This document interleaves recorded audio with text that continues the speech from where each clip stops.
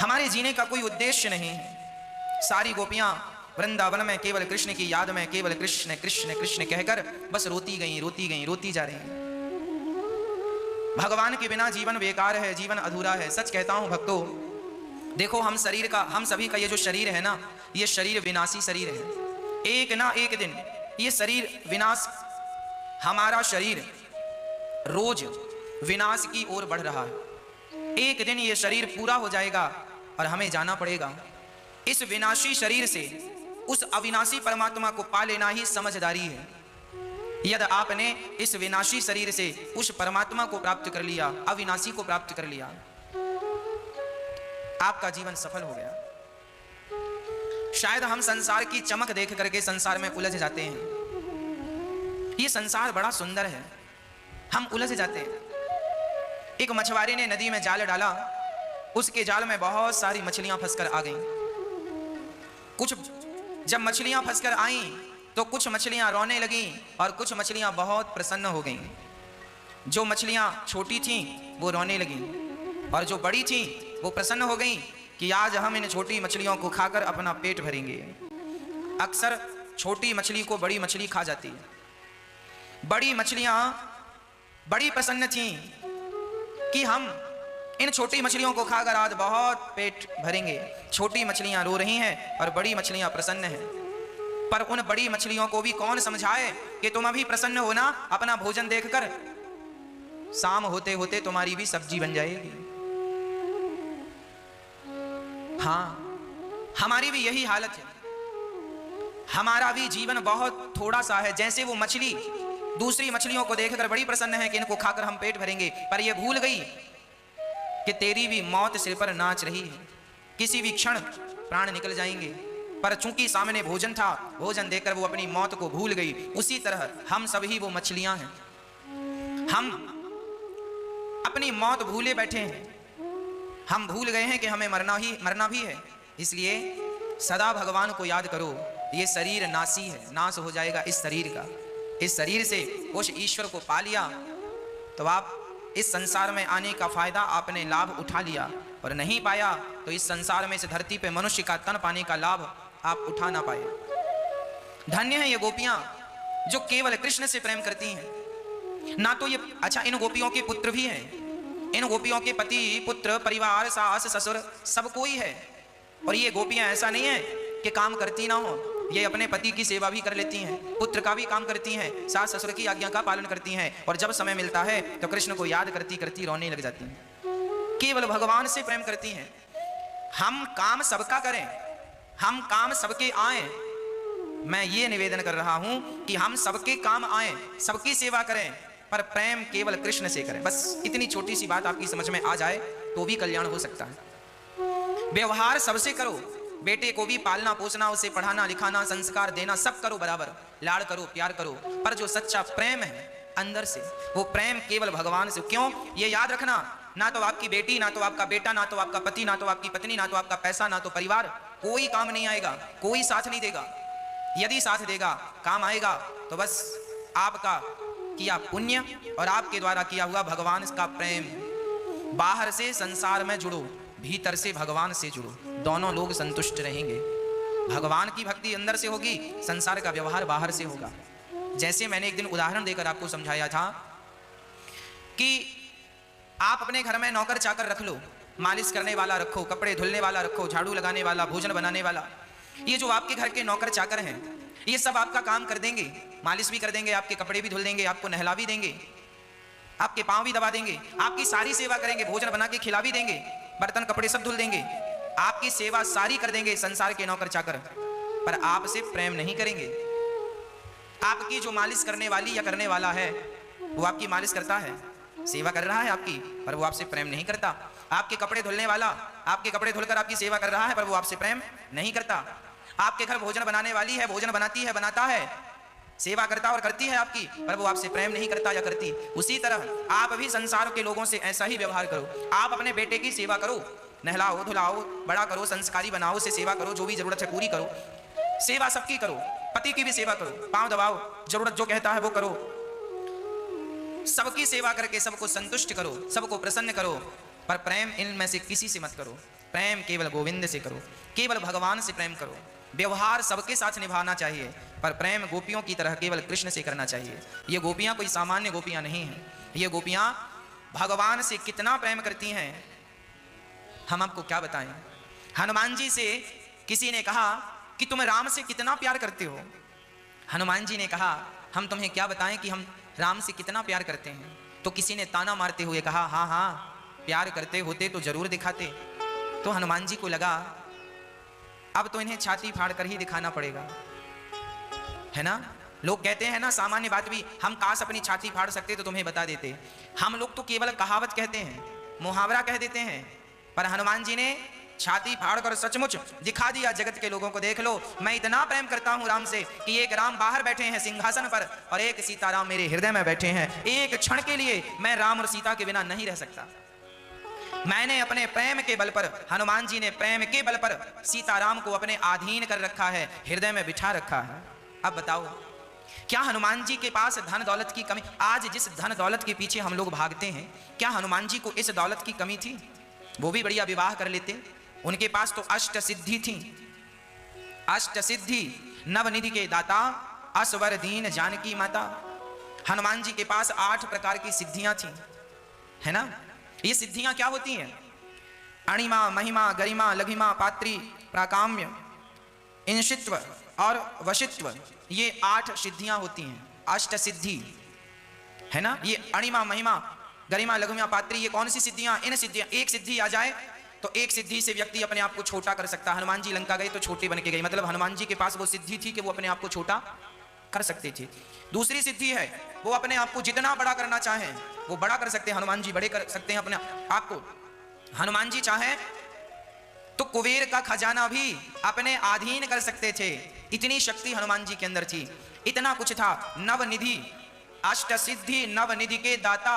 हनुमान जी के पास 9 निधि। 9 निधि कौन कौन सी होती हैं? रिद्धि, सिद्धि, तुष्टि, पुष्टि, श्री, लाभ, शुभ, आमोद और प्रमोद। ये नव गुण है, नवनिधि है, अष्ट सिद्धि नवनिधि के दाता। तो हनुमान जी सब कुछ जानते थे, उनके पास रिद्धि सिद्धि की कमी नहीं थी। अरे इंद्र का वैभव भी हनुमान जी के आगे तुच्छ है। करोड़ों इंद्र का वैभव हनुमान जी चाहें तो चुटकियों में खड़ा कर सकते हैं, पर धन्य है वो हनुमान जी, सारी धन दौलत को छोड़कर, सारी रिद्धि और सिद्धि को छोड़कर केवल राम राम जपते हैं। क्योंकि हनुमान जी जानते हैं कि राम नाम ही सारी सिद्धियों को देने वाला है। जो सिद्धियों के पीछे भागता है उसके राम छूट जाते हैं, और जब राम छूट जाते हैं तो ना सिद्धि मिलती है ना राम मिलते हैं। और जो राम के पीछे भागता है, सिद्धियां तो उसके पीछे पीछे भागने लगती हैं, उसे सिद्धियों के पीछे भागने की जरूरत नहीं पड़ती। इसलिए मेरी आप सबसे एक छोटी सी विनती है, संसार के पीछे भागा ना जाए। संसार के पीछे भागने से कोई लाभ नहीं, भागना ही है तो भगवान राम के पीछे भागा जाए। इस धरती पे हम मेहनत कर करके जितना जोड़ते हैं, कमाते हैं, सब धरा रह जाता है। लोग भूल जाते हैं कि तुम्हारे द्वारा किया पुण्य और पाप तुम्हारे साथ जाना है। इसलिए केवल भगवान को याद करके, उनका चिंतन करके केवल पुण्य बढ़ाया जाए, पाप में मन कभी धोखे से ना लगाया जाए, अहरनिश परमात्मा का चिंतन किया जाए। तब ये 84 के चक्कर से निकलकर आप गोविंद की शरण में जाएंगे। अन्यथा ये जन्म और मृत्यु का ये कुचक्र है, ये छोड़ने वाला नहीं, कभी छोड़ता नहीं है। इसलिए केवल गोपियों की तरह भगवान से प्रेम किया जाए, सच्चा प्रेम। प्रेम कैसा होता है? प्रेम की परिभाषा क्या है? प्रेम किसे कहते हैं? एक बार मोमबत्ती जल रही थी। सो आपने देखा हो मोमबत्ती में धागा होता है, चारों तरफ मोम है और धागा है, जलता है धागा और पिघलता है मोम। किसी ने मोम से कहा, अरे मोम, आग तो धागे में लगी है, तुम क्यों रोते हो? जब मोमबत्ती जलती है ना तो वो ऐसे पिघलती है जैसे आंसू गिर रहे हो। जरा गौर से देखेंगे तो मोम जब जलता है, मोमबत्ती जलती है तो आंसू जैसा टपकता है। मोमबत्ती जलती है तो आंसू जैसा टपकता है। किसी ने कहा, आग तो धागे में लगी है मोम, तुम क्यों रो रही हो? तो मोम ने कहा कि धागा हमारे भीतर है और जिसे दिल में बसाए हैं उसको जलता हुआ थोड़ी देख सकते हैं। धागा जल रहा है क्योंकि बसाया तो हमने उसे अपने भीतर है। दिल में जिसे स्थान दिया है उसे जलता हुआ कैसे देख सकते, इसलिए मोम पिघल रहा है। प्रिय भक्तों, सच्चा प्रेम यही है, अपने प्रेमी के प्रसन्नता में अपने आप को प्रसन्न रखना, अपनी कोई इच्छा ना करना। भगवान से जब हम प्रेम करेंगे तो भगवान जो चाहें वो करें, हमारी अपनी कोई मर्जी ना हो। भगवान का कहें कि तुम जियो तो हम जिएंगे, भगवान कहें तुम मरो, यदि हमारे मरने से भगवान की प्रसन्नता है तो हम मरकर भी उन्हें प्रसन्न कर लेते हैं, क्योंकि हमारी अपनी मर्जी से तो कुछ होना नहीं। हमारे पेट भर के खाने में भगवान प्रसन्न है तो हम पेट भर के खाएं, और आज रोटी की भी व्यवस्था नहीं है, आज हम भूखे हैं, तो समझ लो कि इसमें ही ईश्वर की मर्जी है। तो इस मर्जी में भी अपनी मर्जी मिलाकर उन्हीं को याद, हम भूखे हैं 2 दिन से, माना कि हम 2 दिन से भूखे हैं, तो हमें यह समझ लेना चाहिए कि विधाता यही चाह रहे हैं कि हम भूखे रहें, उनकी मर्जी के बिना पत्ता नहीं हिलता। हम आज भूखे हैं तो कोई बात नहीं, हम भूखे हैं फिर भी उन्हें याद करेंगे। ऐसा नहीं कि हम भूखे हैं तो भगवान हम तुम्हारा इतना भजन किया और तुमने तो रोटी भी नहीं दी। भगवान प्रभु, यदि मेरे को आज आप भूखा रखना चाहते हैं, मैं आपकी प्रसन्नता में प्रसन्न हूं, कोई शिकायत ना हो रत्ती भर भगवान से। यही सच्चा प्रेम है। और हम भगवान से शिकायत करते हैं, जहां शिकायत है वहां प्रेम नहीं, और जहां प्रेम है वहां शिकायत नहीं। संसार के लोग ऐसे हैं कि वो प्रेम करेंगे आपसे तो आपको अपने अनुसार चलाना चाहेंगे, यदि आप उनके अनुसार चलते हैं तो वो बड़ा अच्छा व्यवहार आपके साथ करते हैं, और आप जरा उनके अनुसार ना चलें तो मुंह फुलाकर बैठ जाते हैं। इसका मतलब ये सच्चा प्रेम नहीं है। अपने प्रेमी के प्रेम में प्रसन्न रहना, उसमें समर्पण कर देना, उसकी मर्जी में अपनी मर्जी मिला देना, यही प्रेम है। अपनी मर्जी को, अपनी इच्छाओं को डिलीट कर देना, समाप्त कर देना, और ईश्वर की मर्जी को अपनी मर्जी मान लेना, यही प्रेम है।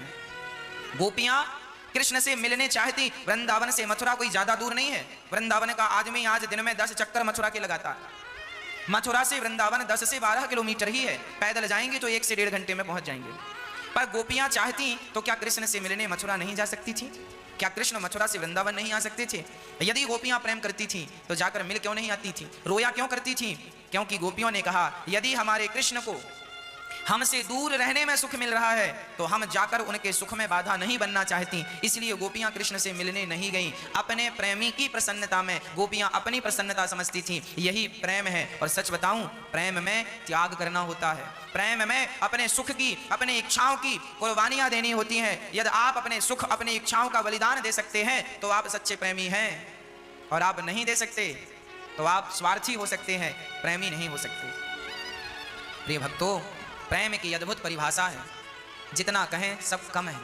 प्रेम तो प्रेम है, हाँ विशुद्ध कृष्ण ही प्रेम है, राधा ही प्रेम है, राधा और कृष्ण एक ही है। वृंदावन में जो बिहारी जी हैं, बिहारी जी के मंदिर में आपने देखा होगा कि बिहारी जी को प्रकट करने वाले थे श्री हरिदास जी महाराज। निधि वन में हरिदास जी महाराज रहते थे। जब हरिदास जी भगवान का भजन करते थे, पद गाते थे, तो भगवान स्वयं हरिदास जी के सामने बैठकर उनका पद गाया करते थे, उनका पद सुना करते थे। और भगवान श्री हरिदास जी को टुकुर टुकुर देखा करते थे, बाबा एक पद और सुनाओ, एक बढ़िया सा पद सुना दो। बाबा सुंदर से पद सुनाया करते। तो एक दिन हरिदास जी ने कहा, हे श्याम सुंदर, हे मनमोहन, हे मुरलीधर, हम चाहते हैं कि आप जब हम पद गाते हैं तो आप आकर सुनते हैं, हम आपको देखते रहते हैं, और हम पद गाना बंद करते हैं तो आप छोड़कर चले जाते हैं। हम चाहते हैं कि सदा सदा के लिए आप हमारी आंखों के सामने आ जाएं। तब भगवान बोले, बाबा तुम कल पद गाना, ये जो कुंड है इस कुंड से हम प्रकट होंगे। तो जब पद गाया श्री हरिदास जी ने और भगवान को प्रेम से पुकारा, तो निधि वन में वो कुंड आज भी है। उस कुंड से प्रिया प्रियतम राधा और कृष्ण दोनों प्रकट हो गए। हाँ, राधा और कृष्ण दोनों प्रकट हो गए। हरिदास जी महाराज ने जब देखा श्याम सुंदर आए हैं, श्री किशोरी जी आई हैं, तो हरिदास जी महाराज बिहारी जी को देखकर तो प्रसन्न हो गए, पर राधा जी को देखकर जल्दी से भाग गए। भगवान ने कहा, हरिदास जी कहां भाग रहे हो? हरिदास जी ने कहा, प्रभु आप आए तो अच्छा है, पर ये मैया को क्यों ले आए? कन्हैया बोले, बाबा ये राधा है और हम इनके बिना एक पल नहीं रहते। अच्छा, हरिदास जी ने कहा, प्रभु मैं तो ठहरा लंगोटी वाला बाबा, केवल एक लंगोटी है, और सुनो मैं लंगोटी लगाता हूं तो मैं आपको भी लंगोटी लगा दिया करूंगा। जो मैं खाता हूं चना चवेना, संत हूं तो मेरे पास तो धन दौलत है नहीं 56 भोग पवाऊं, तो मैं भी आपको चना चवेना भोग लगाऊंगा। पर सुनो ये किशोरी जी हैं, इनको थोड़ी हम लंगोटी लगा सकते हैं। ये तो स्त्री है ना, इनका तो बढ़िया श्रृंगार होना चाहिए, पर हमारे पास तो इतना धन नहीं है कि हम श्रृंगार, तो एक काम करो, हम दोनों की सेवा का खर्चा उठा नहीं सकते, तो हमें एक ही मिलो, तुम दो ना रहो, एक हो जाओ। तब श्री श्याम सुंदर ने किशोरी जी को देखा और कहा, सुनो, हरिदास जी कह रहे हैं कि वो केवल एक को रखना चाहते हैं। तो राधा जी से श्याम सुंदर ने कहा, प्रभु तो ऐसा करो कि मैं आपके बिना तो रह नहीं सकती और आप मेरे बिना रह नहीं सकते। तो राधा रानी बिहारी जी के भीतर समा गई और दो के एक हो गए। इसलिए आज भी बिहारी जी का श्रृंगार, अंदर से गोपी की ड्रेस पहनते हैं आज भी बिहारी जी, और ऊपर से बिहारी जी अपनी ड्रेस पहनते हैं। आज भी बिहारी जी को दो ड्रेस पहनाई जाती है, आज भी दो वस्त्र पहनाए जाते हैं, आज भी ठाकुर जी लहंगा पहनते हैं, बिहारी जी चुनरी डालते हैं, क्योंकि बिहारी जी ही राधा हैं और बिहारी जी ही कृष्ण हैं। दो प्रकट हुए थे, पर हरिदास जी भक्तों के कहने के कारण भगवान दो के एक हो गए, राधा और कृष्ण दोनों एक हो गए, और वही एक स्वरूप श्री राधा जी और कृष्ण आज बिहारी जी के रूप में हैं। आज भी बिहारी जी में जब करवा चौथ आती है ना, तो ठाकुर जी का पूरा श्रृंगार गोपी का होता है, भगवान साड़ी पहनते हैं, भगवान बहुत सारे उत्सव आते हैं बीच बीच में, तब भगवान श्री कृष्ण बिहारी जी पूरी गोपी के अर्थात श्री राधा रानी के रूप में होते हैं। तो बिहारी जी ही राधा हैं और बिहारी जी ही कृष्ण हैं, दोनों एक हैं। अर्थ क्या निकला? भगवान अपने भक्तों से इतना प्रेम करते हैं कि उनके लिए खड़े हो जाते हैं कि मैं तुम्हारे कारण खड़ा हूं। आज बिहारी जी यदि खड़े हैं तो केवल श्री हरिदास जी के प्रेम के कारण खड़े, आज भी खड़े हैं। क्या अर्थ निकला? भगवान अपने भक्तों से प्रेम करते हैं। हरिदास जी ने कहा, प्रभु अब आप यूं ही रहकर तमाम कलयुग के भक्तों को दर्शन देकर कृतार्थ करते रहिएगा। बिहारी जी का दर्शन कोई कर ले तो जीवन सफल हो जाता है। प्रिय भक्तों, बड़भागी हैं हम सब कि हमें बिहारी जी का दर्शन होता है। हम बड़भागी हैं कि हम भारत की भूमि में प्रकट हुए हैं, जन्म लिए हैं, और भारत की धरती पर जहां स्वयं बिहारी जी हैं, जहां स्वयं जगन्नाथ जी भगवान हैं, जहां स्वयं राधा रमण जी हैं, जहां स्वयं भगवान द्वारिकाधीश हैं, जहां भगवान रामेश्वरम हैं, जहां भगवान विट्ठलनाथ जी हैं, जहां स्वयं भगवान खाटू श्याम सावरिया सेठ, अनेक अनेक रूपों में भगवान विराजमान होकर चारों तरफ अपने भक्तों को आह्लादित अर्थात प्रसन्न करते हैं। इसलिए कहता हूं कि जगत से नाता तोड़कर जगन्नाथ से नाता जोड़ लो। वह एक ही अनेक रूपों में अनेक भक्तों के कारण वहां वहां खड़े होकर दर्शन दे रहे हैं। यदि भगवान केवल वृंदावन में बिहारी जी के रूप में रहते तो वृंदावन के आसपास के लोग तो बिहारी जी का लाभ ले लेते दर्शन करके, पर बेचारे महाराष्ट्र के भक्त कैसे आते, उनके लिए तो ये दूर पड़ता। तब बिहारी जी ही एक रूप में स्वयं वहां पर विट्ठलनाथ के रूप में, विट्ठल भगवान के रूप में महाराष्ट्र के भक्तों के सामने बैठ गए। मैं वहां भी रहूंगा। तो भगवान को लगा फिर राजस्थान के भक्त कैसे आएंगे। तो पहले इतना साधन तो था नहीं कि आप तो कोई भी रास्ता 1 घंटे का, 2 घंटे का, 12 घंटे का है, फ्लाइट से जाएंगे 2 घंटे में, ट्रेन से जाएंगे 12 और 24 घंटे का। राजस्थान के भक्तों के लिए भगवान श्री नाथ जी नाथ द्वारा में बैठ गए। नाथ द्वारा में श्रीनाथ जी महाराज बैठ गए। वही भगवान श्री कृष्ण राजस्थान में श्रीनाथ जी के रूप में बैठे हैं नाथ द्वारा में, और सांवरिया सेठ जी के रूप में बैठे हैं। तो वही भगवान अब गुजरात के भक्त तो बेचारे समुद्र के किनारे हैं, द्वारिका समुद्र के तट पर है। तो गुजरात के भक्तों को भी भगवान मिल जाएं सहज में, तो भगवान एक रूप में गुजरात में जाकर बैठ गए। एक रूप में भगवान गुजरात में द्वारिका नाथ द्वारिकाधीश के रूप में बैठ गए। और भगवान चारों कोने में फिर दक्षिण भारत में श्री रंगनाथ भगवान, अब दक्षिण भारत जो दक्षिण का जो भी एरिया दक्षिण भारत है वो उसमें स्वयं रंगनाथ भगवान बैठे हैं कि तुम यहां आओ। मतलब भगवान हर जगह बैठे हैं ताकि भक्त किसी ना किसी रूप से जुड़ा रहे और मेरी शरणागति कर लेगा तो मैं उसका उद्धार कर दूंगा। बिहार के भक्तों के लिए स्वयं भगवान अपने चरणों के चरण पदी गंगा को भेजते हैं। बिहार में गंगा बह रही हैं, गंगा पावन कर रही हैं बिहार को। मिथिला नगरिया भगवान राम की ससुराल, बिहार के लोगों को भगवान ने इतना प्यार दिया। ये सब ससुराल के लोग हैं, बिहार के लोग भगवान श्री राम की सीता पक्ष के लोग हैं। मतलब एक जगह माता सीता आई कि तुम हमसे जुड़ जाओ, मिथिला से जुड़ जाओ, इसी बहाने तुम माता सीता के चरणों में प्रेम, भगवान राम के चरणों में प्रीति बनाई रखना। भगवान ने सारे भारत को प्रेम के कारण हर जगह प्रकट होकर अपने भक्तों को सुख देना शुरू किया, हर जगह अनेक रूपों में। प्रिय भक्तों, भगवान जब गोपियों से अब रहा ना गया कि 2 दिन का कह के गए और अभी तक ना आए। तब भगवान ने उद्धव से कहा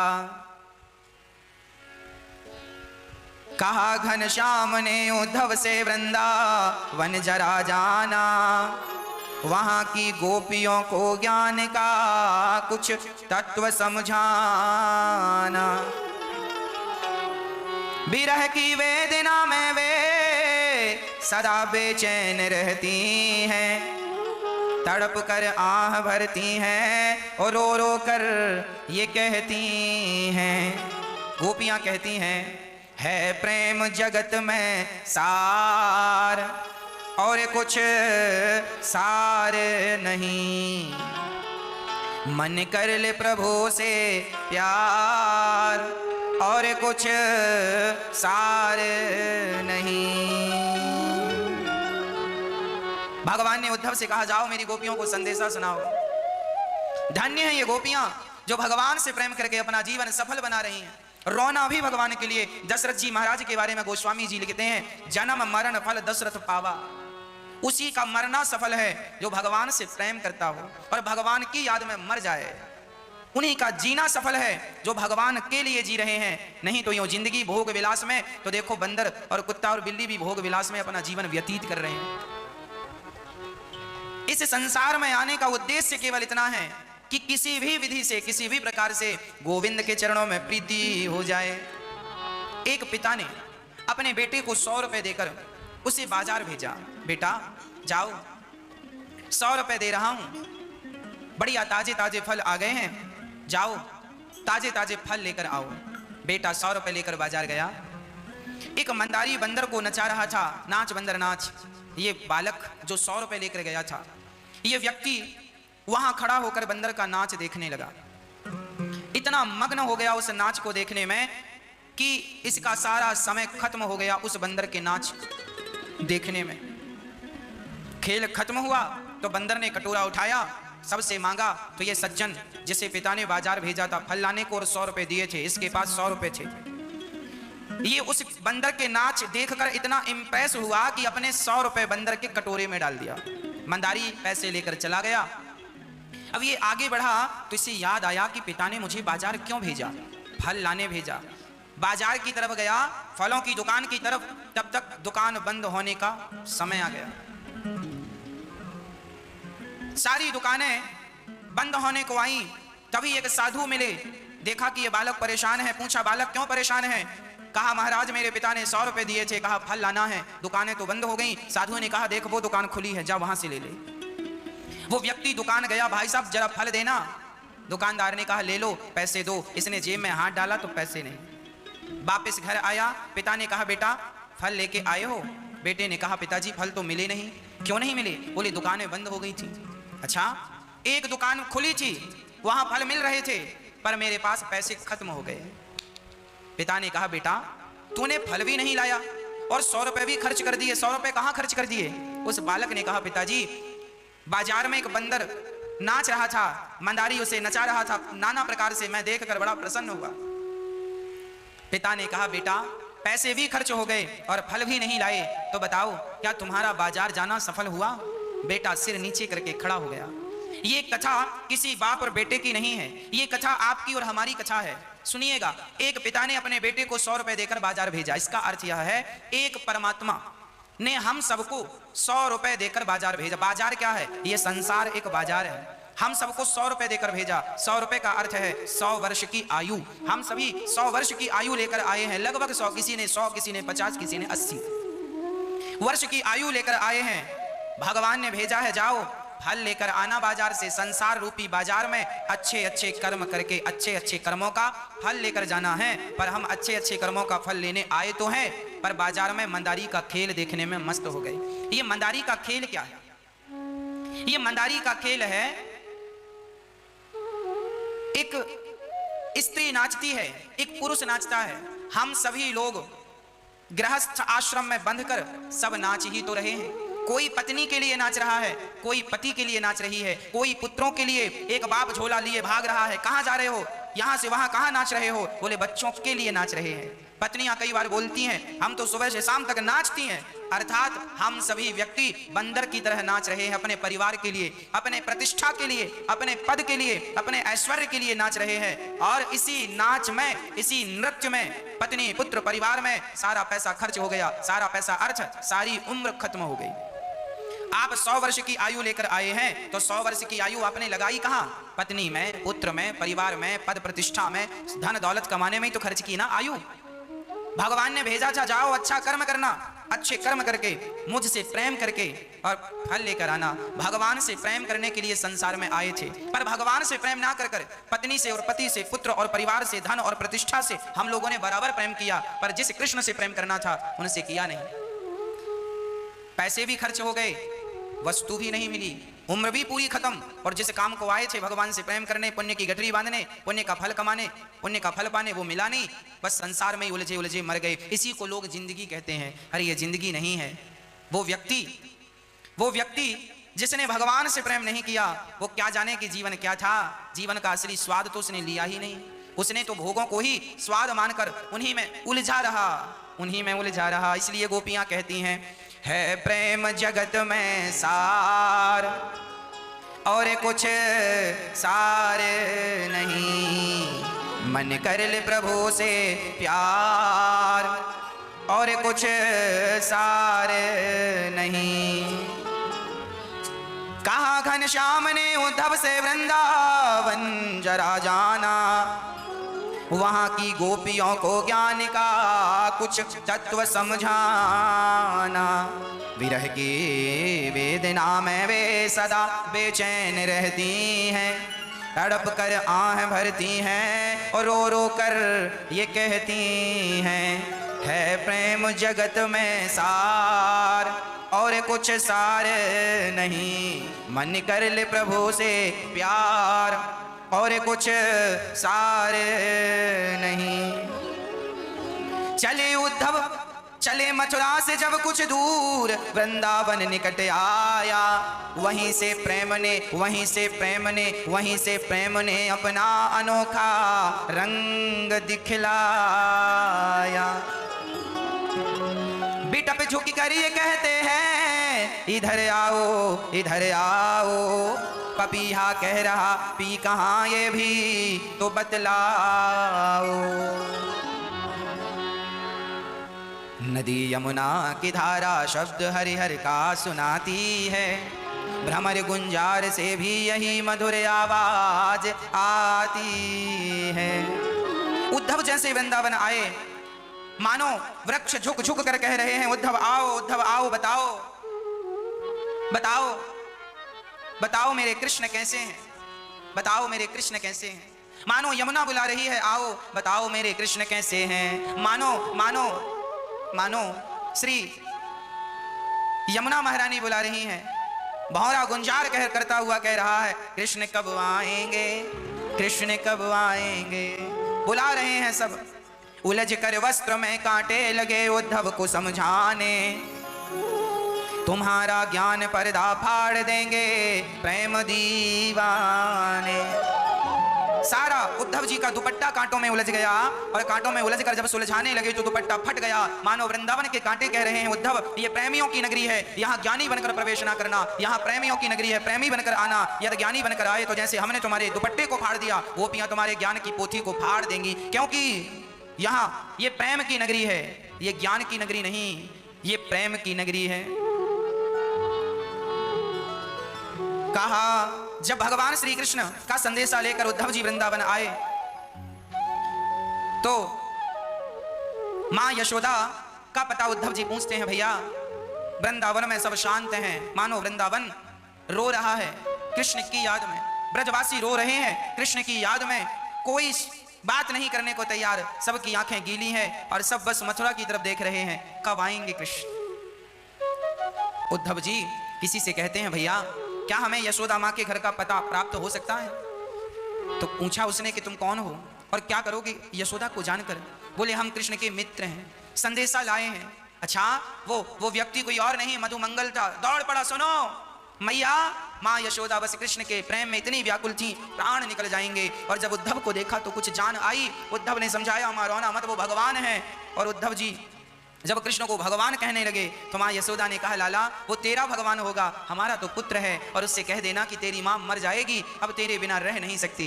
कन्हैया को देखे बिना अब इन आंखों का मैं क्या करूं उद्धव। पूरी रात चर्चा करते करते माँ यशोदा ने व्यतीत कर दिया। देखिए जो सच्चे प्रेमी होते हैं ना, वो अपने जिनसे आप प्रेम करते हैं, आप संसार की बातें करते हैं ज्यादा, इसका मतलब आपको संसार से प्रेम है। जो व्यक्ति जिसकी बात करता है उस व्यक्ति को उससे ही प्रेम होता है। कोई स्त्रियों की बात करे तो वो स्त्रियों का प्रेमी है, कोई पुरुषों की बात करे वो पुरुष का प्रेमी है, कोई पड़ोसियों की बात करे तो वो उसका प्रेमी है। आप जिनकी ज्यादा बात करते हैं आपका मन उन्हीं के पास होता। इसलिए मैं कहता हूं किसी की बात ना करके केवल कृष्ण की बात की जाए, केवल कृष्ण की चर्चा की जाए, तब ये स्पष्ट होगा कि हम कृष्ण से प्रेम करते हैं। अन्यथा हमारा प्रेम संसार में लगकर हमने संसार के लोगों से प्रेम किया तो क्या किया। हमारा प्रेम, याद रखना, हमारा प्रेम जब स्त्री से होता है तो वो प्रेम काम बन जाता है। कोई स्त्री के पीछे भाग रहा हो तो लोग कहते हैं बड़ा कामी है। जब कोई स्त्री से प्रेम करता है तो उसका प्रेम काम बन जाता है। जब कोई अपने पुत्र से, अपने बच्चों से प्रेम करता है तो बच्चों से किया हुआ प्रेम मोह बन जाता है। लोग कहते हैं बड़ा मोह में फंसा हुआ है। ममता, मोह और ममता, बच्चों से बड़ी ममता है, बड़ा मोह है। यदि आपका प्रेम पत्नी से हुआ तो प्रेम काम बन गया, और यदि आपका प्रेम आपके बच्चों से, आपकी बेटी बेटा परिवार से हुआ तो आपका वही प्रेम मोह और ममता बन गया।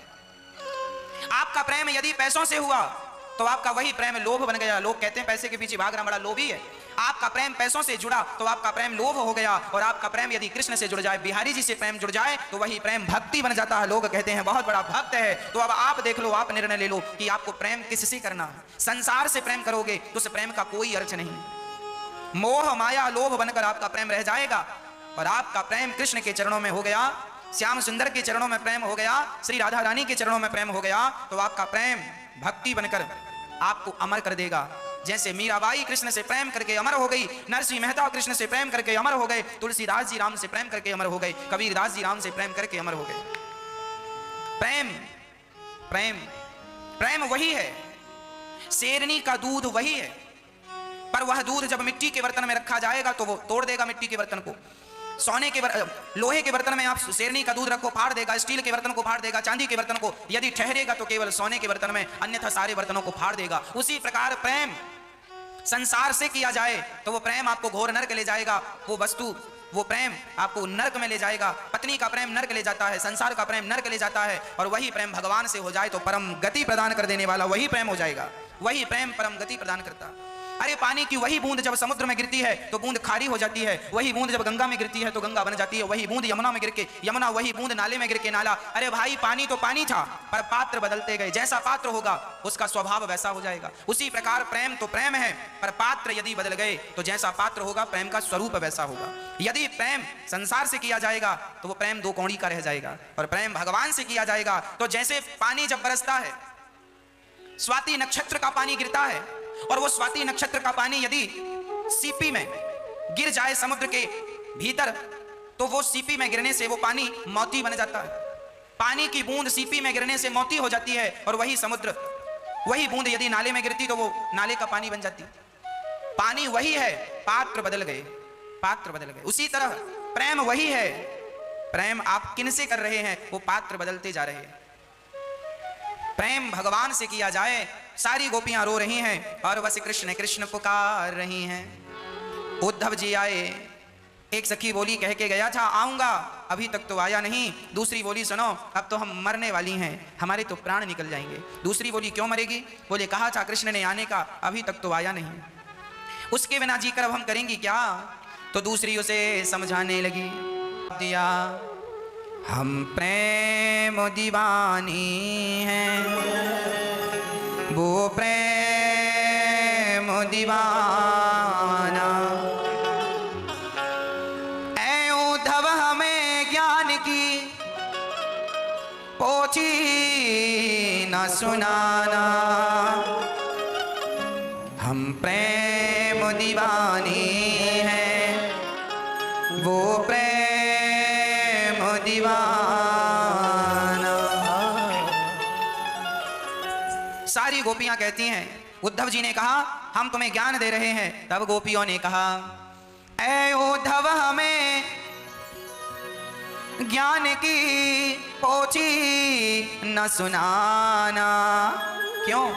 हम प्रेम दीवानी हैं, वो प्रेम दीवाना। तन मन जीवन श्याम का, श्याम हमारा काम। रोम रोम में रम रहा वो मत वाला श्याम। इस तन में अब योग का, इस तन में अब योग का नहीं कोई ठिकाना। सारी गोपियां जब प्रेम में डूब गईं, उद्धव समझ ना पाए कि ये क्या है। तब भगवान गोपी, देखिए भगवान वृंदावन से गए नहीं, भगवान प्रकट होकर गोपियों के मध्य बैठ गए। एक भौरा आया, गोपियों ने कहा वाह भौरा, तुम कृष्ण के ही सखा हो ना, कपटी के, तुम्हारा कृष्ण जन्म जन्म का कपटी है, क्यों आए हो हमारे पास? ऐसी जब बात गोपियों ने की, मानो श्याम सुंदर वो भौरा चला गया। उद्धव का ज्ञान का अहंकार मिटा, प्रेम की ज्योति जली। जब प्रेम की दृष्टि से उद्धव ने देखा तो राधा रानी के पास, हर गोपी के पास श्री कृष्ण बैठे नजर आए। कृष्ण वृंदावन से गए नहीं, आज भी ठाकुर जी वृंदावन में, आज भी भगवान वृंदावन। भगवान तो वैसे सर्वत्र हैं, पर भगवान की अनुभूति वृंदावन में ज्यादा है।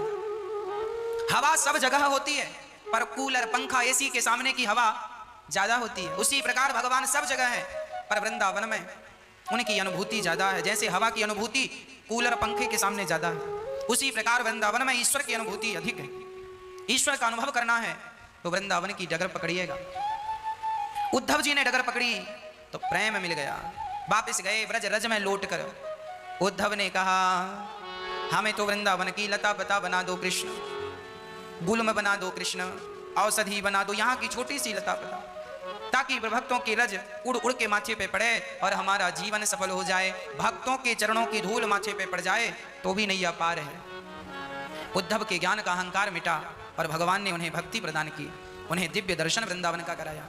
और भगवान का फिर विवाह उत्सव की चर्चा हमने आपको, कल ये उद्धव प्रसंग रह गया था, सुदास ने से आज आपको सुनाया। प्रिय भक्तों, भगवान श्री कृष्ण जब पहला विवाह रुक्मणी जी से करते हैं तो रुक्मणी जी के पुत्र हुए हैं प्रद्युम्न। सम्रासुर को मारकर भगवान ने, प्रद्युम्न जी ने रति से विवाह किया। भगवान श्री कृष्ण के दूसरा विवाह संपन्न हुआ है जामवंत की बेटी जाम्बवती से। ये जामवंत जी अपनी बेटी का विवाह करना चाहते थे कृष्ण से द्वापर त्रेता युग में, पर राम जी ने कहा कि संभव इसलिए नहीं है, मैं एक पत्नी व्रता हूं। ठीक है, राम जी ने कहा मैं अगले जन्म में द्वापर में कृष्ण बनकर आऊंगा और आपकी बेटी से विवाह करूंगा। ठीक है, वही जामवंत जी से विवाह किया, जामवंत की बेटी से। परीक्षित ने कहा गुरुदेव, जामवंत जी की बेटी से भगवान का कैसे और कब मिलना हुआ, जरा आप समझाएं। तो समझा रहे हैं, सुनो। भगवान श्री कृष्ण की द्वारिका में एक सत्रजित नाम के व्यक्ति थे।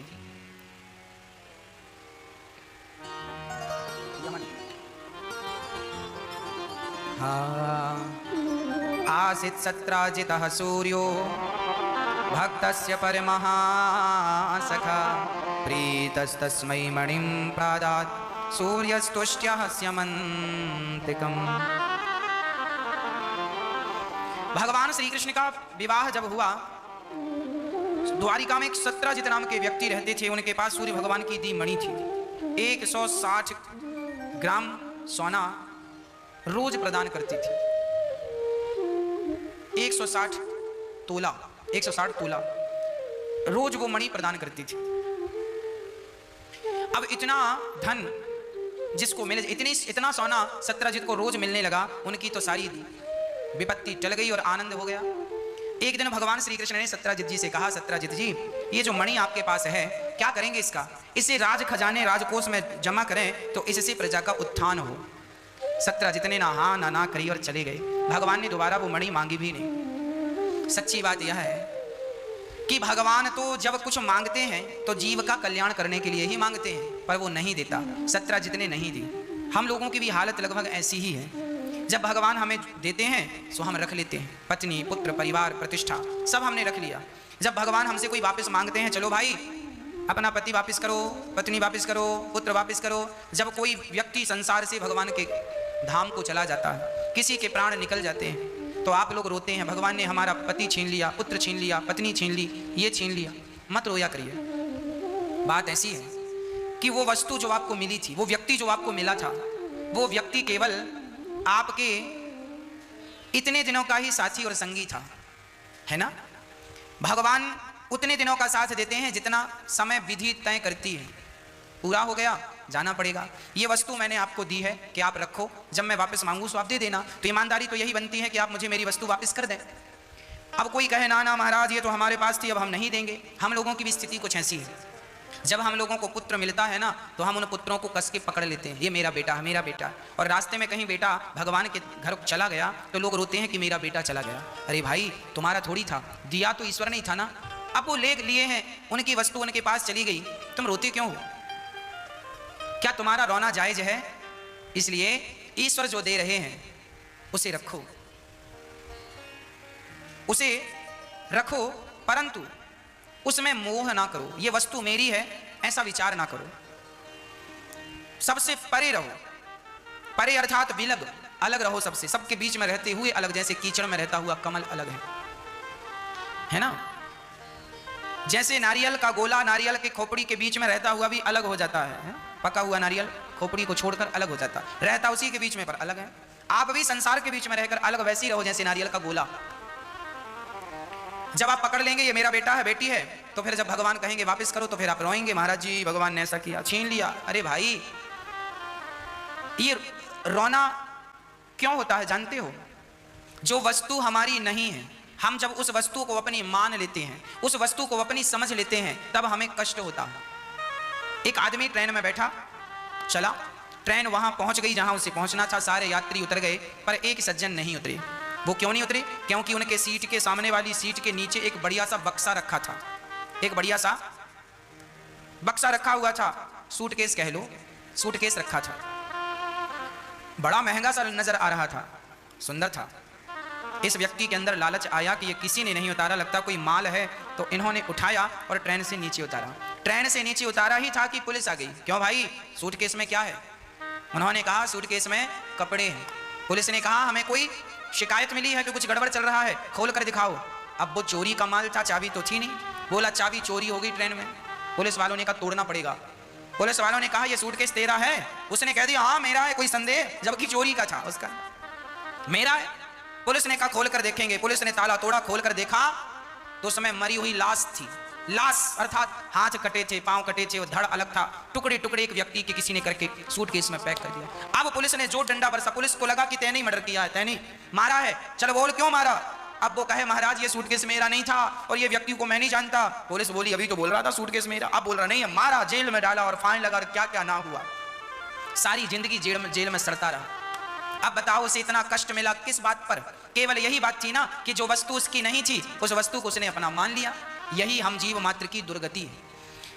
सूटकेस उसका नहीं था, सारे यात्री उतरे थे, तू भी उतर जाता तो कोई समस्या ही नहीं होती, पर तूने मान लिया कि मेरा है। उसी तरह हम लोग भी मान लेते हैं हमारा कोई है नहीं संसार में, पर हम माने बैठे हैं ये पत्नी मेरी है, पुत्र मेरा है, परिवार मेरा है, सब मेरा है। और जब अपना माना है तो भैया फिर दर्द भी तुम्हें ही होगा, कष्ट भी तुमको ही उठाना पड़ेगा। हाँ, श्री भगवान सत्यजित जी से कहते हैं ये मणि दे दो, पर सत्यजित नहीं देता। भगवान की वस्तु भगवान को ना सौंपना ही चोरी है। इसलिए कहता हूं जितनी जिंदगी जियो आनंद से जियो, सब भगवान के चरणों में सौंप दो। तुम्हारा कुछ है ही नहीं, जबरदस्ती पकड़े बैठे हो और गाना गा रहे हो ये मेरा, कुछ नहीं है तुम्हारा। तुम्हारा शरीर भी तुम्हारा नहीं है, तुम्हारा है तो तुम बांध के रख लेना अपने शरीर को। मरने के बाद लोग जला देते हैं, तुम्हारा था तो जला क्यों दिया भाई? रोक लेते ना, हमें मत जलाओ। तुम्हारे शरीर पर भी तुम्हारा अधिकार नहीं है तो तुम जमाने पर जो अधिकार जमा रहे हो ये मूर्खता नहीं सो क्या है? हमारे शरीर पर भी हमारा अधिकार नहीं है, फिर हम किस पे अधिकार ठोकें कि ये मेरा है? यही तो ईश्वर की माया है। सब जानते हैं कि कुछ नहीं है मेरा, पर सब जानकर भी भाग रहे हैं मेरा मेरा करते। यही तो आश्चर्य है। महाभारत में कथा आती है कि एक बार द्रौपदी को पानी प्यास लगी। 5 पांडव वनवास में थे, 12 वर्ष का वनवास था। प्यास लगी द्रौपदी को, सो अर्जुन भीम गए तो उस सरोवर में एक यक्ष रहता था। उस यक्ष ने कहा भीम पानी तब भरना जब मेरे प्रश्न का उत्तर दे देना। भीम ने उत्तर ना दिया, पानी भरा, पानी पिया, सो मर गया। अर्जुन भी, नकुल भी, सहदेव भी। धर्मराज युधिष्ठिर आखिरी में गए, सो चारों भैया मरे पड़े थे। धर्मराज युधिष्ठिर को भी यक्ष ने कहा, धर्मराज तुम्हारे भाई मर गए हैं, मेरे प्रश्न का उत्तर दिए बिना कोई पानी पीता है सो वो मर जाता है, मैं मार डालता हूं, क्या तुम मेरे प्रश्न का उत्तर दोगे? धर्मराज युधिष्ठिर ने कहा, हाँ पूछिए, आपको कौन सा प्रश्न पूछना है? यक्ष ने पूछा, ये बताओ इस धरती का सबसे बड़ा आश्चर्य क्या है? इस पृथ्वी पर सबसे बड़ा आश्चर्य क्या है? यह प्रश्न यक्ष ने पूछा। तब धर्मराज युधिष्ठिर ने कहा, सबको पता है कि मुझे मरना है, फिर भी लोग व्यवहार ऐसे कर रहे हैं जैसे कभी मरेंगे ही नहीं। झूठ बोल रहे हैं, कपट कर रहे हैं, छल कर रहे हैं, निंदा चुगली कर रहे हैं, ऐसे कर रहे हैं जैसे कभी मरेंगे नहीं, जबकि सत्य है कि एक दिन मरना है, फिर भी ये निंदा झूठ कपट में उलझे पड़े हैं। सबको पता है कि संसार की एक वस्तु मेरी नहीं है, फिर भी वस्तुओं के पीछे भाग रहे हैं। यही संसार का सबसे बड़ा आश्चर्य है। आश्चर्य है कि नहीं? कुछ भी नहीं है आपका, पर आप सारी जिंदगी मेरा मेरा करते हैं, और अंत में जब प्राण निकलेंगे ना तो तुम्हें फर्क नहीं पड़ेगा कि तुम्हारे को कफन मिला है कि नहीं मिला है ना? मरने के बाद हमें कहां पता कि कोई कफन उठाया नहीं उठाया, जलाया नहीं जलाया। जीते जी सब जंजाल है, मरना मतलब जंजाल से आजाद हो जाना। इसलिए कहता हूं, भगवान के चरणों में समर्पण कर दो। और ये जो सच्चाई है, कोई माने ना माने, पर सच्चाई को तो नकार नहीं सकते ना। इन सच्चाइयों को स्वीकार करके और आज से ही भगवान के चरणों में अनन्य प्रीति, अनन्य भक्ति प्रारंभ कर दीजिए। यही प्राणी मात्र के जीवन की सार्थकता है। प्रिय भक्तों, भगवान सत्यजित जी से कहते हैं, मणि दो उन्होंने नहीं दिया। उनके भाई प्रसेन वो मणि पहनकर जंगल गए और जंगल में एक बब्बर शेर ने उन्हें मार डाला और वो मणि जामवंत जी लेकर अपनी बिटिया को देते हैं। अब सत्यजित को लगा कृष्ण ने मणि मांगी थी, हमने नहीं दी, लगता है हमारे भाई को मारकर मणि को चुरा ली, मणि चोरी कर ली। भगवान कृष्ण को कलंक लगा दिया सत्यजित ने। कहते हैं, जो व्यक्ति गणेश चतुर्थी के चंद्रमा को देखता है, जिस दिन गणेश जी बिठाते हैं, उस दिन के चांद को जो देखता है उसे झूठा कलंक लगता है। इसलिए नहीं देखना चाहिए। और कोई देख ले तो इसका उपाय क्या है? पहला उपाय है कि भागवत में भगवान के दूसरे और तीसरे विवाह की कथा सुनो। और दूसरा उपाय है कि चांद को आपने देख लिया तो चांद की तरफ एक छोटा सा पत्थर उठा के फेंक दो, इससे भी आपके पाप का मोचन हो जाएगा, मोक्ष मिल जाएगा, अर्थात उस पाप से निवृत्ति हो जाएगी। गणेश चतुर्थी के चंद्रमा को कोई देखता है तो उसे झूठा कलंक लगता है। तो जब आप देख लें तो क्या करें? जब आप देख लें तो चंद्रमा की तरफ छोटा सा पत्थर कंकड़ यूं फेंक दें। और दूसरा उपाय यह है कि आपको कोई गाली दे दे, उसी दिन आपने मुझे गाली दे दी तो मेरा वो पाप समाप्त हो जाएगा। देखो, शास्त्रों की ये बातें बोल रहा हूं, कोई मनमुखी नहीं है। शास्त्र कहते हैं कि जब आपको कोई गाली देता है तो आपके पाप कटते हैं उस गाली से। इसलिए कोई गाली आपको दिया करे तो मन ही मन उसको जरूर प्रणाम किया करो कि इसके गाली देने से मेरे कोई पाप रहे होंगे जिसका मुझे परिणाम भोगना पड़ता, पर अब भोगना नहीं पड़ेगा क्योंकि किसी ने गाली देकर ही मेरे वो पाप काट दिए। तो कोई आपका अपमान करे, कोई आपको गालियां दे तो उसको बहुत प्रणाम करो मन मन से कि इसके कारण मेरे पाप कट रहे हैं। मेरे पाप, ये मैं नहीं कहता, शास्त्रों में लिखी है ये बात, आपके पाप कटते। इसलिए सास गाली दे तो बहू मन ही मन प्रणाम करे, सासू माँ मेरे बहुत जन्म के पाप आपने गालियां दे दे के काट दिए। पति गाली दे तो प्रणाम करो, पत्नी गाली दे तो डबल प्रणाम करो, पाप कट रहे हैं। हाँ जी, आप गाली का उत्तर मत दीजिए, तुमने हमें गाली सो हमने भी ना। आप तो समझदार हैं, आप तो शास्त्रों को जान रहे हैं, बेचारा वो जान नहीं रहा है। चंद्रमा को देखने से पाप लग जाता है, गणेश चतुर्थी की चंद्रमा को, परंतु आपको कोई गाली दे दे उस दिन, आप जरा किसी को छेड़ दीजिएगा, हल्का सा एक आध दो गाली फोकट में मिल जाएंगी, आपका काम बन जाएगा, उसको बाद में प्रणाम कीजिएगा, पाप से मुक्ति। इसलिए कोई आपको गाली देना तो उसको आप भी मत भौं भौं करने लग जाइएगा।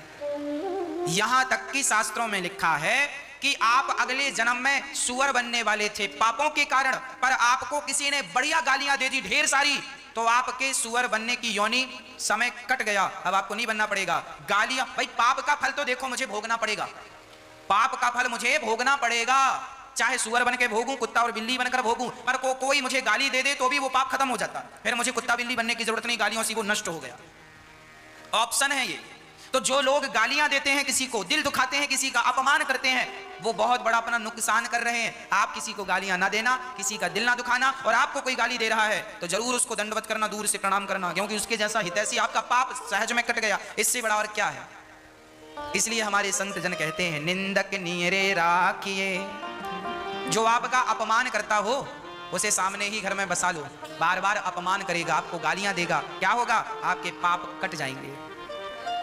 यदि आपको किसी ने कोई गाली नहीं दी तो फिर आपके जो पाप हैं फिर वो भोगना पड़ेगा। तो अब बताओ, कुत्ता बिल्ली बनकर भोगना अच्छा है कि किसी की गाली सुन करके समाप्त कर देना? आपके हिसाब से क्या ठीक है? तो सास की गाली सुना करो मन लगा के, बहू की गाली भी सुना करो मन लगा के। सब गालियां नहीं है, तुम्हारा कल्याण हो रहा है। बेटे की गाली, हाँ बेटी की, सब जो गालियां सबकी सुनो, सबका आदर करो, सबका सम्मान करो। गणेश चतुर्थी की चंद्रमा को श्राप गणेश जी ने दिया था। एक दिन गणेश जी किसी मीटिंग में जा रहे थे, सो गणेश जी फिसल कर गिर गए, तो चंद्रमा हंसने लगे, वाह वाह वाह वाह, गिर गए। गणेश जी गिर गए, मोटा पेट है, गिर गए, हंस दिया। गणेश जी ने श्राप दे दिया, जा मुझे देखकर हंसता, जा आज के बाद तू कलंकित हो जा, जो भी गणेश चतुर्थी के दिन तुझे देखेगा उसे झूठा कलंक लगेगा। चरणों में गिर पड़ा, महाराज क्षमा करो। भगवान गणेश जी ने कहा, कोई बात नहीं, उस दिन कोई तुझे पत्थर फेंक देगा तो उसके पाप से मुक्ति हो जाएगी, देखने वाले को कोई गाली दे तो महाराज जी फिर देखें ना, तो बाजार जाते हैं सो देखना तो हो जाता है। पराई स्त्री को भी मत देखो और पराये पुरुष को भी मत देखो। तो फिर किसी ने कहा, महाराज जी तो क्या आंखों में पट्टी बांध कर जाएं, देखना तो हो ही जाता है। हमने कहा, भैया देखना बुरा नहीं है, यदि देखो तो देखने का नजरिया बदल कर देखो। बोले कैसे नजरिए से देखें? हमने कहा, यदि स्त्री को देखना है, आपसे उम्र में बड़ी है तो उसे माँ की दृष्टि से देखो, बराबर की है उम्र में तो आप उसे बहन की दृष्टि से देखो, और आपसे उम्र में छोटी कोई बच्ची है उसे पुत्री बेटी की दृष्टि से देखो। देखो पर इस नजरिए से देखो तो देखना बुरा नहीं। स्त्रियां भी पुरुष को देखें कैसे, उम्र में बड़ा है तो पिता की दृष्टि से, बराबर का है तो भाई की, और छोटा है तो पुत्र की दृष्टि से। देखना बुरा नहीं है, गंदी निगाहों से ताकना बुरा है। और आजकल के बच्चों को देखना नहीं, फिल्मी दुनिया ने ताकना सिखाया है। मोबाइल में रिंगटोन सेट कर रखा है बच्चों ने, ताकते रहते तुझको सांझ सवेरे। आज बच्चे गाते हैं ना, ताकते रहते। हमारे शास्त्र कहते हैं देखा करो, ताका मत करो, और आजकल लोग ताकते ही हैं। हम देखने के संस्कार दे रहे हैं और देखने की दृष्टि भी दे रहे हैं, माँ बहन और बेटी की दृष्टि से देखो, पिता पुत्र और भाई की दृष्टि से। और लोग गलत रास्ते पे पहले पहुंच जाते, ताकते रहते तुझको। ताकना छोड़ो, देखा करो, माँ की तरह, बहन की तरह, बेटी की तरह। किसी भी महिला को देखो, स्त्री को देखो, या माँ के भाव से, या बहन के भाव से, या बेटी के भाव से, बस। तीसरा चौथा कोई भाव ना हो। इस धरती में जिससे आपका विवाह हुआ है वो आपकी पत्नी है, वो आपका पति है। उसके अतिरिक्त संसार की हर स्त्री आपकी माँ बहन और बेटी है। एक पुरुष को छोड़कर जो आपका पति है, उसके सिवा संसार का हर पुरुष आपका पिता, भाई और पुत्र है। ये दृष्टियां कोई बना ले। लोग कहते हैं जमाना बुरा है, भाई साहब जमाना बुरा नहीं है, जमाना भी हमसे है, जमाने से हम नहीं है, हमसे जमाना है। हम और हमारी सोच अच्छी होगी तो जमाना भी अच्छा होगा। हमारी सोच बिगड़ी है इसलिए तो जमाना भी बिगड़ा। लोग कहते हैं जमाना बुरा है, कहां जमाना बुरा, हमें तो कुछ नहीं बुरा लगता, ना हमें स्त्रियां बुरी लगती हैं ना पुरुष बुरी लगते हैं, बस देखने का अपना अपना नजरिया है ना। केवल दृष्टि बदल देने से सृष्टि बदल जाएगी, सोच बदल देने से संस्कार बदल जाएंगे। एक कुम्हार चिलम बना रहा था, चिलम। एक संत वहां से निकले, बोले कुम्हार चिलम क्या बनाता है, गर्मी आ रही है, घड़ा बना, बढ़िया घड़े का सीजन आएगा, खूब पैसे मिलेंगे। कुम्हार ने जो मिट्टी चिलम बनाने को रखी थी उसी मिट्टी के घड़े बना दिए। घड़ा एक व्यक्ति ने खरीद कर प्याऊ में रखा, सड़क से गुजरने वाले, रास्ते से गुजरने वाले लोगों के लिए घड़ा रखा, और घड़े का पानी मुसाफिरों को पिलाने लगा। एक मुसाफिर ने, एक राहगीर ने पानी पीकर कहा, वाह कितना शीतल जल है, कलेजा ठंडा हो गया। तब उस मिट्टी के घड़े से आवाज आ गई, वाह कुम्हार तेरा धन्यवाद। किसी ने कहा, क्यों मिट्टी कुम्हार का धन्यवाद क्यों करती है? तब कहा उस घड़े की मिट्टी ने, कुम्हार तूने मुझे चिलम बनाने के लिए उठाया था, पर तूने एक महात्मा के कहने से मुझे घड़ा बना दिया। यदि तू मेरी चिलम बना देता तो मैं भी जलती, और जो चिलम चढ़ाता पीता वो भी जलता, पर तूने मुझे घड़ा बनाकर मेरे साथ बहुत बड़ा न्याय किया है, बहुत अच्छा न्याय किया है कि मुझे घड़ा बना दिया। इस घड़े को बनाने पर मैं भी ठंडी हूं, और जो मेरा जल पीता है उसके भी कलेजे में ठंडक पड़ती है, ठंडक मिलती है। तेरी दृष्टि बदली थी, मेरी सृष्टि बदल गई, तेरी सोच बदली, मेरी तो सारी जिंदगी बदल गई। तूने चिलम बनाया होता तो मैं जल रही होती और जला रही होती, पर घड़ा बनाया है तूने तो मैं भी ठंडा हूं, और जो जल पीता है वो भी शीतलता को प्राप्त करता है। तेरी दृष्टि बदली थी ना कि चिलम नहीं घड़ा बनाए, एक दृष्टि बदल जाए तो सारी सृष्टि बदल जाती है। इसलिए मैं अपने सभी माताओं से, बहनों से, जवान भाई बहनों से कहता हूं कि आप अपनी दृष्टि बदलिए, देखने का नजरिया बदलिए। हाँ, अच्छे से देखा करो, उचित है वही देखो, अनुचित बिल्कुल ना देखो। और मैं अपनी बहनों से भी प्रार्थना हाथ जोड़कर ही करता हूं कि आप भी अपने पूरी जिंदगी में ऐसा कोई कदम ना उठाना जिसके कारण आपके माता पिता को सिर झुकाकर जीना पड़े। और बेटों से भी प्रार्थना करता हूं, आप अपने जीवन में ऐसा कोई कदम ना उठाना कि आपके माता पिता को सिर झुकाकर जीना पड़े। मैं एक बात कर रहा हूं, आजकल जो बच्चे भाग कर विवाह कर लेते हैं, कोर्ट मैरिज कर लेते हैं, शादी कर लेते हैं, आप तो अपना घर बसा लेते हैं पर माँ बाप का बसा बसाया घर उजाड़ देते हैं। माँ बाप जिस गली से निकलते हैं लोग कहते हैं कि बेटी देखो भाग गई, इनका बेटा देखो भाग गया। आपके माँ बाप पर लांछन लगाते हैं लोग कहते हैं देखो बेटी ऐसी थी, पता नहीं ये कैसे है। लोगों का मुंह तो आप रोक नहीं सकते ना, माता सीता के भी चरित्र पर लोगों ने उंगलियां उठा दी। तो मैं बेटियों से प्रार्थना करता हूं, आप तो अपना लव मैरिज, कोर्ट मैरिज करके भाग कर विवाह करके अपना घर बसा लेती हैं, पर बची हुई माँ बाप की जिंदगी बुढ़ापे की तबाह कर देती हैं। इसलिए एक लड़का लड़की मेरे पास आए, बोले महाराज जी हम दोनों प्यार करते हैं, विवाह करना चाहते हैं। हमने कहा खूब आनंद से करो। बोले महाराज जी हमारी, लड़का बोला मेरी माँ तैयार नहीं है, क्या करूं? मैंने कहा माँ तैयार नहीं है तो फिर शादी मत करो। बोले मैं विवाह इसी से करूंगा, इस लड़की से बहुत प्यार करता हूं। मैंने कहा फिर तुम्हारी माँ का क्या होगा, जिस माँ ने तुम्हारे विवाह के ना जाने कितने सपने सजाए हैं, ना जाने कितनी तैयारियां कर रही है, ना जाने उसके अंदर कितने लड्डू फूट रहे हैं कि मेरी बहू आएगी, मेरी ऐसी सेवा होगी, मैं यूं करूंगी, मैं यूं करूंगी, ऐसे नाचूंगी बेटे के विवाह में। और तुम इस लड़की से विवाह कर लोगे तो माँ के अरमानों का क्या होगा, माँ के उस सपने का क्या होगा? बोला मैं कुछ नहीं जानता, मैं इस लड़की से प्यार करता हूं, मैं दूसरे शहर चला जाऊंगा माँ बाप को छोड़ करके, पर मैं विवाह इसी से करूंगा। मैंने कहा उस लड़के से बेटा इसका नाम प्यार नहीं है, यदि प्यार इस लड़की से करते हो तो तुम्हारी माँ भी तो तुमसे प्यार करती है। तुम छोटे थे तब तो तुमने माँ से प्यार किया था ना, माँ के बिना रहते नहीं थे, माँ के लिए रोया करते थे। तो देखो तुम बड़े हो गए हो ना, तो तुमने माँ को छोड़ दिया, माँ के प्यार को भूल गए। मैंने उस लड़की से कहा बहन जो लड़का अपनी माँ का प्यार भुला सकता है, बहन वो तेरा प्यार भी भुला सकता है, इसका भरोसा ना करना। ये अपनी माँ का सगा ना हो सका, ये तेरा क्या सगा होगा? जो अपने माँ के प्यार को भूल सकता है उससे आप क्या उम्मीद करोगे? इसलिए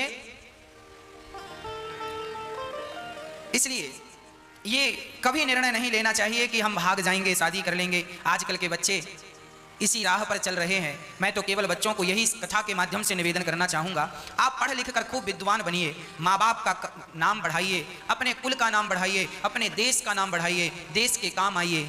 हाँ, ऐसा कोई रास्ता ना चुनिएगा कि जो आपके लिए घातक हो, आपके परिवार के लिए घातक हो, आपके माता पिता के लिए घातक हो, आपके देश के लिए घातक हो। हाँ, कोई ऐसा रास्ता ना चुनिएगा, कोई ऐसा गलत निर्णय ना लीजिएगा। विवाह करना बुरा नहीं है, पर माँ बाप की राजी मर्जी हो तो कहना ही क्या है। हाँ, आप वैसे समझदार हैं, बस माँ बाप का दिल ना दुखे ऐसा करना, बस इतनी ही मेरी बात है। प्रिय भक्तों, भगवान गए हैं और जामवंत जी से युद्ध किया है। जामवंत जी को लगा कोई सामान्य व्यक्ति है, युद्ध किया और भगवान का विवाह, दूसरा युद्ध में संतुष्ट किया और दूसरा विवाह भगवान का जाम्बवती से संपन्न हुआ। भगवान का तीसरा विवाह संपन्न हुआ है यमुना जी से, भगवान का सत्यभामा से तीसरा विवाह, चौथा यमुना जी से, पांचवा मित्रविंदा से, छठवां सत्या से, सातवां भद्रा से, आठवां लक्ष्मणा से। भौमासुर नाम का एक दैत्य था, उसने 16,100 कन्याओं को बंदी बना रखा था। उन कन्याओं को जेल से मुक्त करके उन कन्याओं से अत्याचार कर रहा था भौमासुर। भगवान ने युद्ध में भौमासुर को पराजित किया और उन 16,100 कन्याओं से एक साथ विवाह उनके कहने से किया। कहा उन कन्याओं ने नहीं तो हम मर जाएंगे, हमें अब कोई स्वीकार नहीं करेगा। तब भगवान ने कहा दरबार में बंसी वाले के दुख दर्द मिटाए जाते हैं, दुनिया के सताए लोग यहाँ सीने से लगाए जाते हैं। भगवान ने विवाह किया, टोटल 16,108 विवाह भगवान के संपन्न हो गए। एक राजा थे, बाणासुर को भगवान ने युद्ध में पराजित कर अनिरुद्ध का, भगवान कृष्ण के पुत्र प्रद्युम्न, प्रद्युम्न के पुत्र अनिरुद्ध का विवाह उषा के साथ भगवान ने करवाया और युद्ध में बाणासुर को पराजित किया चित्रलेखा की सहायता के द्वारा। एक राजा थे, बहुत बड़े दानी थे, वो गायों का दान करते थे। गौदान सबसे श्रेष्ठ दान है। आप लोग भी राजा नृग की तरह गौदान कर सकते हैं। गाय के सींग पर सोना और गाय के खुरों में चांदी मढ़ करके राजा नृग गौदान करते थे।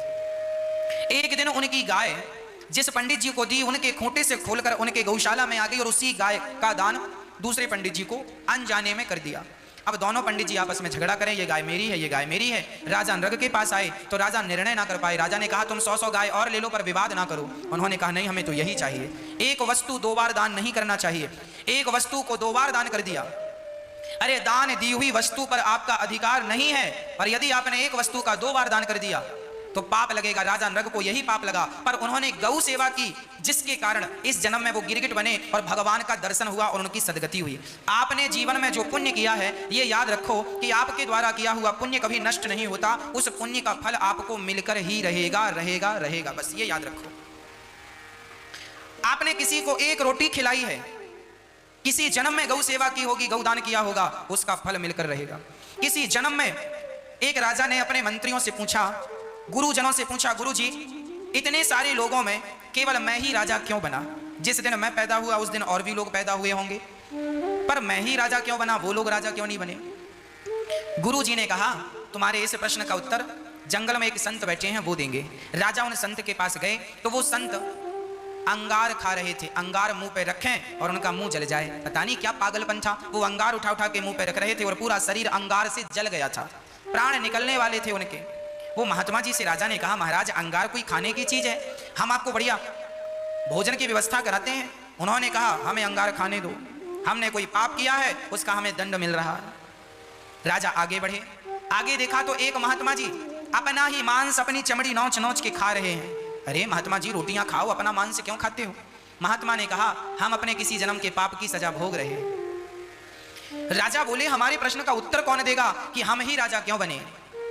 तब उन महात्माओं ने कहा पास के गांव में एक व्यक्ति के घर में बच्चा पैदा होने वाला है, वो बच्चा जो पैदा होने वाला है वही तुम्हारे प्रश्न का उत्तर देगा। राजा गांव गए, भाई बच्चा किसके घर पैदा होने वाला है? गांव वालों ने कहा फलाने की बहू को बच्चा होने वाला है। राजा गए, तब तक बच्चा हो गया। राजा ने बच्चे को गोद में लिया और पूछा बालक तुम बताओ कि तुम कौन हो और तुम ये कैसे जानते हो कि मैं ही राजा बना? तब वो नन्हा सा बच्चा हंसकर बोला राजा साहब वो साधु जो अंगार खा रहे थे और दूसरे वो साधु जो अपना मांस खा रहे थे, तीसरे तुम और चौथे हम। उस बच्चे ने कहा हम चारों पिछले जन्म में सगे भाई थे। हम जंगल में रास्ता भटक गए थे, हम सभी को बड़ी भूख लगी थी। पास के गांव में भंडारा हो रहा था, हमने भोजन लाकर नदी के किनारे पत्तल बिछाकर बैठकर खाना ही चाहा। हम चारों अपनी अपनी पत्तल सजाकर बैठे थे, खीर पूड़ी साग खाने वाले थे। तब तक एक भूखा व्यक्ति आकर बोला भैया हमें भोजन दे दो। तो बड़े भैया ने कह दिया कि बेटा हम तुम्हें अपना भोजन दे देंगे तो क्या हम अंगार खाएंगे? तो इस जन्म में वो अंगार खा रहे हैं जो अभी आपको मिले। दूसरे से कहा आप दे दो हमें थोड़ा सा भोजन, बड़ी भूख लगी है। दूसरे ने कह दिया हम तुम्हें दे देंगे तो क्या हम अपनी चमड़ी खाएंगे? सो आज वो अपनी चमड़ी खा रहे हैं। और हमसे कहा, उस बच्चे ने कहा हमसे भी मांगा, हम तीसरे नंबर के भैया थे, हमसे मांगा उस भूखे व्यक्ति ने भोजन, तो हमने कह दिया हम तुम्हें भोजन करा देंगे तो हम भूख से मर जाएंगे। उस बच्चे ने कहा हम अभी जन्म लिए हैं और बस अब हम मर जाएंगे तुम्हें उत्तर दे करके। और तुम्हारे पास जब वो आया तुम बिल्कुल भोजन करने वाले थे, तुम्हें भी बहुत भूख थी, कई दिनों से तुमने भोजन नहीं किया था, बिल्कुल शरीर सूख गया था और तुम्हारी थाली में आज भोजन आया। और जब तुमसे कोई भूखा मांगा कि भैया हमें भोजन करा दो तो तुमने अपनी पूरी की पूरी थाली उस भूखे के सामने रख दी। खुद भूखे रहकर तुमने उसे पेट भर भोजन कराया, जिसके कारण भगवान तुम पर प्रसन्न होकर और तुम्हें राजा बना करके भेजे हैं। तुमने पिछले जन्म में सिर्फ 6 पूड़ियां, 1 दौना खीर और थोड़ी सी साग का दान किया था। 6 पूड़ियां, 1 दौना खीर और थोड़ी सी साग दान किया, जिसके कारण विधाता ने आपको राजा इसलिए बनाया है कि आप भूखे रहकर भी लोगों का पेट भरना जानते हैं। याद रखना मेरी माँ, अन्न दान से बड़ा कोई दान नहीं है। इसलिए ये दास अनिरुद्ध